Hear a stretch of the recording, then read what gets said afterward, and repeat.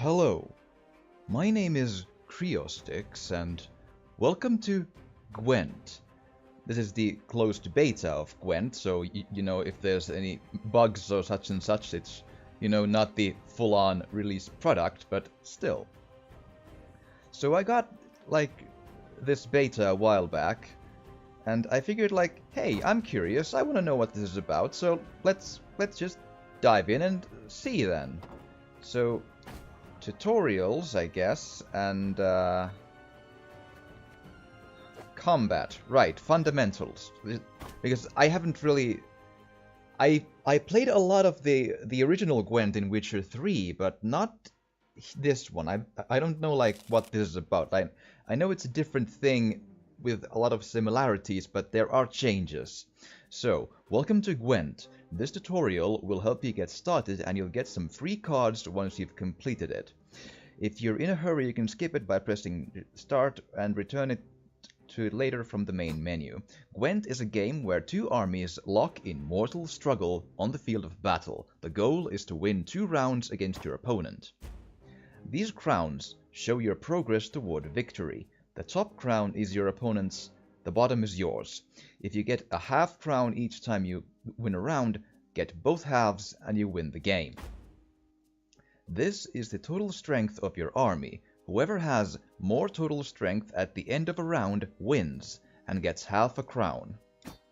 Sure, as in before, as you can see, some cards have already been placed on the battlefield. These are units. Placing them on the battlefield increases your total strength. Right. Each player can only play 1 card per turn. Once this is done, it is the other player's turn. Your opponent will play first in this match. And he played each unit has an assigned position, determining which rows it can be played on. For example, the Vran Warrior can only be played on the melee row. Yep, still familiar things. The Vran Warrior card can only be placed on the ranged row. And the Griffin card can only be placed in the siege row. Melee, range, siege. Just like in the original version. You can tell which row a card can be placed by looking at the icons on the left side of the card. And yeah, so my cards are both melee. Play the Geralt card now by highlighting it and double pressing A. So we'll just press it. Okay. You have played Geralt and his strength has been added to your total. This means your total strength is now higher than your opponent's. Yep, good. And here we go then. My turn again after he played another monster card. So now I do this card. Best give up now. Right. And I won the round, thank you. Yes, good. Congrats! Your total strength is higher than your opponent's, meaning you've won your first battle. Yay! I win! Okay, well, fundamentals down.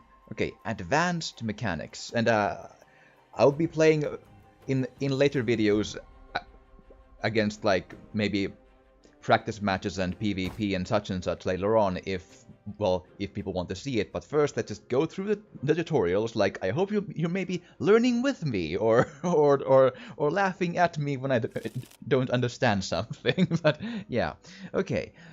In this game, you learn about advanced card mechanics and round dynamics. All battles start with a mulligan. During this phase, you can swap up to 3 cards you don't want in your hand during the next battle for the new cards drawn from your deck. Let's start by swapping out the Decoy, Commander's Horn, and First Light cards. To do this, highlight each and press A. Oh. Right. There we go. Good strategy is to open a round by playing a strong card. This way your opponent will have to play high strength cards to match your total. Play the Geralt card now. Any last words? There we go. Your opponent is about to play a card that musters more cards on to the battlefield. This means all copies of this card in your opponent's deck will instantly appear in the battlefield. On the battlefield, whatever. Yep, yep, that's how some of the monsters worked in the Witcher 3 version as well. Some units can deal damage to other units, reducing their strength. Play the Vernon Roach card now and choose which enemy unit to damage. Temeria. That's what matters. It's been a while, but I think this is new. Also, how do I actually choose the... Like, what button helps me choose the... like, target? I mean, or can't I choose it? I can press A. If you reduce a unit's strength to 0, it is destroyed, sending it to the graveyard.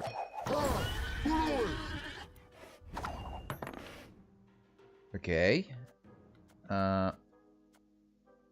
So... play your remaining cards in any order. Well, sure, let's play this one. Aye, sir. Your opponent is about to play a special card, Scorch. This card destroys the strongest units on the battlefield. Right. As you can see, Scorch did not affect Geralt or Vernon Roach. That's because those are gold cards. Gold cards are immune to most card abilities. You can recognize them by the gold borders. Good. This would be a good time to pass. Your opponent will need to play many cards to eliminate your lead. If that happens, you will have a card advantage and be well positioned to win the remaining rounds. Remember, losing a round does not mean you've lost the battle. You only need to win 2 out of the 3 rounds, right? Pass by pressing and holding Y. Once you pass, you can't play any more cards with this round, while your opponent can continue to play as many as they want. Well, there we go. Man, that rumble is hardcore in this one. Resistance is futile.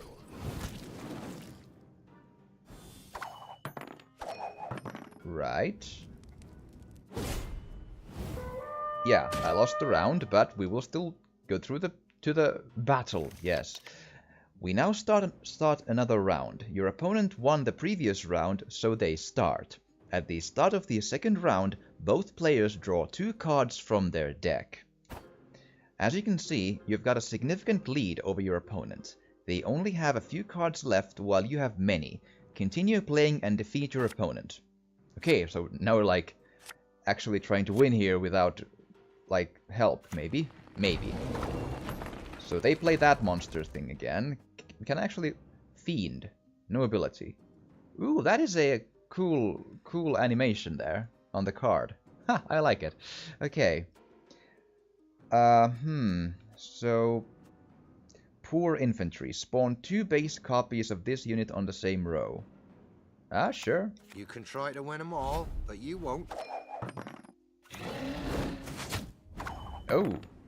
He played a wyvern or wyvern. I never remember which is the correct way to say it, or is it both of them? I always said wyvern when I was a kid, but then people started saying wyvern like a year or 2 ago over the internet, so I don't know. Remove 3 strength from an opposing non-gold unit. Okay, sure, that's much like a battle cry thing in Hearthstone. Let's do this. Alert! To arms! Immune to weather, Dun Banner Light Cavalry. And his dude is Arakas Behemoth. Spawn an Arakas whenever a monster unit on your side absorbs strength. That sounds very synergetic. Well, let's put a Redanian Knight in there. Best give up now. Okay. And he does... Oh, the AI does... Oh, it passed!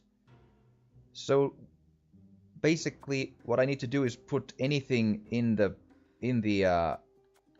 what's my weakest unit? That one, but I can use it to remove strength, though, so it could be useful to actually wait on that.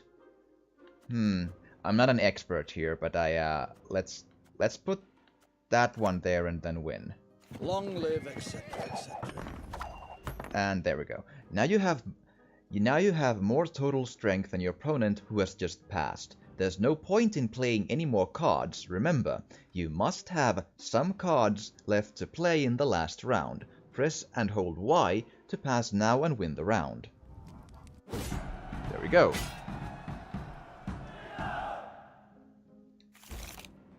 We've now begun the third round, and that means both you and your opponent draw one card from your deck. So it's 2 cards the second round, 1 card the last round, okay?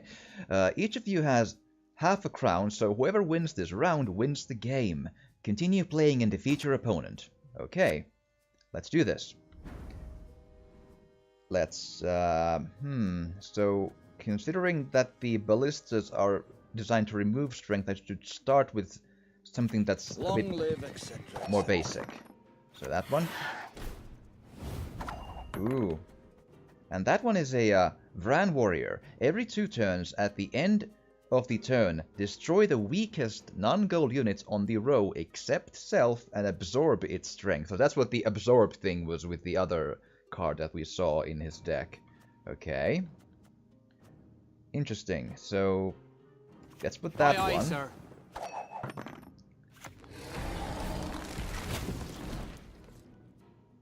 Yeah, so he immediately absorbs the thing, and then yeah, and it happens every 2 turns. Right, okay. So, I guess I have no choice except just to put either a ballista or the other, like, lady card there.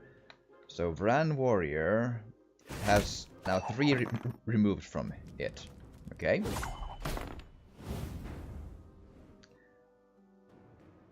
You now have more total strength than your opponent. You can play your remaining cards or pass. Either way, you'll win the round, because your opponent has passed and cannot increase their strength.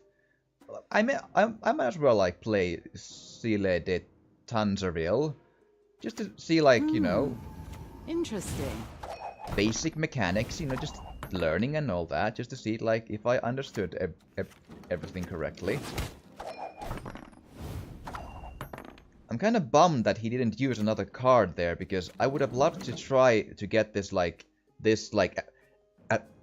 remove strength from card against multiple cards, because it didn't let me change the target in the first time I had that.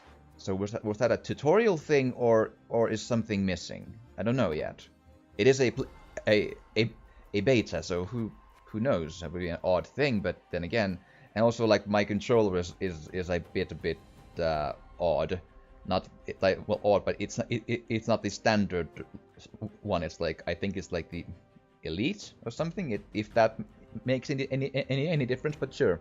But let's do the special mechanics next, and yeah, let's keep going. We still have time to do this one, I feel. Elven War Dancer. You mean to say the she-elf danced amidst the fray? Have you lost your mind? Last words. Hi, Eredin. Close ranks! Okay. Use what you have learned in the previous match and swap out cards you don't want to use in this battle. When you are satisfied with your cards, press X to start the game. Okay, I don't really know what I can mulligan from these, but let's think this through here. Poor infantry will be a maximum of 6 strength, right? Whereas this will be 5 plus technically 3 in my favor, because I remove 3. And these are stronger too, so... At least the infantry cards I should probably change. Ooh, Geralt. Thank you. Awesome. And Sile de Tanzerville. I don't know if I can get any better cards than these, so maybe just go with these and try. Yeah? Are you sure you don't want to redraw any more cards? You can still redraw 1. Yeah, I think. I hope. Oh man. In this game you learn how to use leaders, but let's start by playing a unit. Which, again, I can't choose that. I can just press that, I'm sure. You shall die, worm. Ooh, your opponent has used his leader. Leaders can only be used once per game. Using a leader ends your turn, just like playing a card. You can use your leader by pressing X or by highlighting your leader card and double pressing A. Do this now. Press X. You can use leader. So, wait a second. What was his? Give me a hot sec. Oh, right. Full test. Choose a non-spying bronze unit on your side of the battlefield. Spawn an exact copy on the same row. Ooh. Onward! That's... Attack! Your opponent is about to play a weather card. These cards reduce the strength of all units on a row to a minimum. They affect both sides on the battlefield, meaning both you and your opponent will feel their consequences.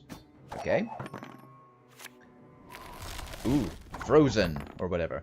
Weather cards are usually used when your opponent has significantly more strength than you on a specific row.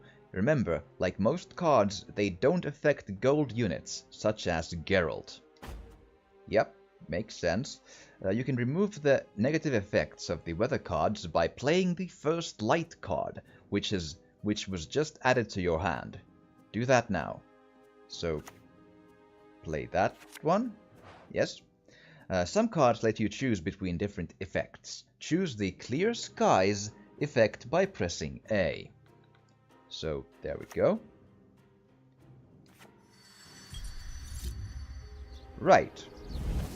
Awesome, good. And I guess like his leader ability was to spawn that 11 strength dude. The Commander's Horn card has just been added to your hand. You can place it on any row to double the strength of all non-gold units on that row. Play the Commander's Horn card now. Sure. Yay! As you can see, now you have a significant lead over your opponent. You can now pass and win the round. Pass by holding Y. There we go. And I won the round! I got a feeling that winning will not be much of a thing when I actually go against people and such, so I gotta like try to feel extra good about this one. Okay, now you know the basics. Continue playing to find out more about the game, the tactics you can set in motion, and the foes you will face. With each battle, you'll gain experience and hone your skills. Use that knowledge to bring your enemies to their knees. Good luck and have fun. I'll try. It seems fun. It seems similar but slightly different to the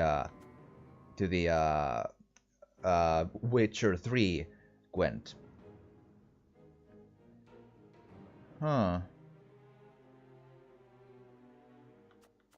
Interesting. So I can let him win this, or I can go for a win here as well. Well, let's put the useless poor infantry up first. Got any victuals? Hungry like a wolf, I am. Okay, useless is a bad word. It's probably the least effective, I think, unless I find like some sort of cause to use in synergy with that. Short, 9. Interesting. And he has like a symbol of a refresh or something on him, which I think meant it's been a while, but I think that means he can be in multiple different rows. Maybe, I'm not sure. Okay, so let's put out, say, this one. Aye, aye, sir. The archer mounted whatever it was. The Dunbanner Light Cavalry, right. And that's the Fiend again. Okay, good. Let's put Redanian Knight. For Radovid! For Radovid! Okay. Another Fiend, and I will put another one of these. Give up now! They have multiple call signs, which is good. It's interesting. Ooh. He put those, so remove a 3 strength from an opposing non-gold unit. So put the Ballista there, and yeah, I can choose these normally. The one tutorial turn just wanted to put it in that one, like, card that one time. That's, okay, excellent. So, into the Arrakis, breedable. Play all Arrakis from your deck. And bye. Good. I'm doing okay. I hope. Oh, you and your rain, man. But nonetheless, I'll still remove an Arake for you, or Arakas from you, so it's still kind of worth it to use that, I hope.